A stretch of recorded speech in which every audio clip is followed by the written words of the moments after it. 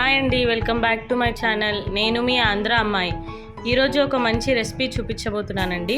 నవరాత్రులు స్టార్ట్ అయ్యాయి కాబట్టి మొదటి రోజు నుంచి 9వ రోజు వరకు ఏ ప్రసాదాలు అమ్మవారికి నైవేద్యంగా పెట్టాలో నేను చూపిస్తున్నాను. ఒకసారి చూసేసేయండి. మొదటి రోజు కట్టె పొంగలి చేస్తాము అమ్మవారికి. ఒక కప్పు బియ్యం తీసుకొని బాగా కడుక్కొని కుక్కర్లో వేసుకున్నానండి. అలాగే 1.5 గ్లాస్ పెసరపప్పు తీసుకోవాలి. ఇవి రెండింటిని బాగా కడుక్కొని కుక్కర్లో వేసుకోవాలండి. అలాగే వాటికి సరిపోయేంత నీళ్ళు, అంటే 2 గ్లాసుల నీళ్ళు వేసుకోవచ్చు. మీది కొద్దిగా పెద్ద కుక్కర్ అయితే మాత్రం 3 గ్లాసుల నీళ్ళు వేసుకున్నా పర్వాలేదు. ప్రసాదంలో నేనైతే సాల్ట్ వేయలేదండి. జస్ట్ అమ్మవారికి నైవేద్యం పెట్టాలి కాబట్టి సాల్ట్ వేయకుండానే విజిల్స్ పెట్టాను. ఒక 2 విజిల్స్ అయిన తర్వాత ఇలా ఉందండి పొంగలి. దీన్ని ఇలా బాగా స్మాష్ చేసుకోవాలి. ఇలా మెత్తగా ఉంటేనే పొంగల్కి టేస్ట్ బాగుంటుంది. నాకు నీళ్ళు తక్కువ పడ్డాయని నేను నీళ్ళని వేడి చేసుకొని సపరేట్ ఒక గ్లాస్లో వేడి నీళ్ళను వేస్తున్నానండి. మీరు ఇలా ఏమన్నా మీకు తక్కువ పడితే వేసుకోవచ్చు. ఇప్పుడు తిరువాతకు చూపిస్తాను. ఎలా పొంగల్కి తిరువాత ఎట్లా పెట్టుకోవాలంటే, ఫస్ట్గా ఒక 4 స్పూన్స్ అంత ఆయిల్ వేసుకోవాలండి. ఈ ఆయిల్ బాగా కాగిన తర్వాత 1 స్పూన్ జీలకర్ర, అలాగే 1 స్పూన్ ఆవాలు,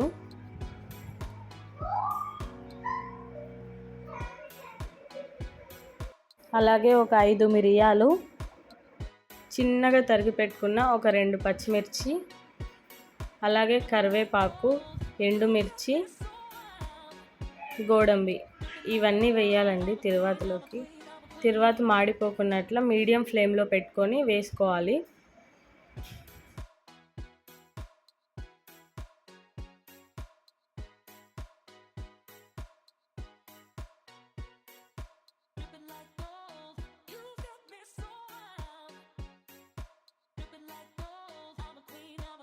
తిరువాత అంతా వేడెక్కాక స్టవ్ ఆఫ్ చేసి 1 స్పూన్ పసుపు వేసుకోవాలండి.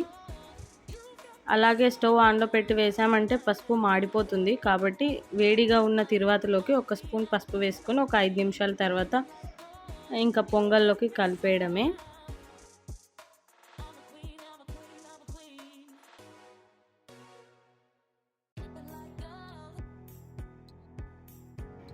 ఇంకా పొంగల్లోకి అంతా తిరువాతనంతా వేసేసి ఇప్పుడు అమ్మవారికి నైవేద్యంగా సమర్పించాలండి. సమర్పించిన తర్వాత మీరు అప్పుడు ఉప్పు వేసుకోవచ్చు, తగినంత ఉప్పు.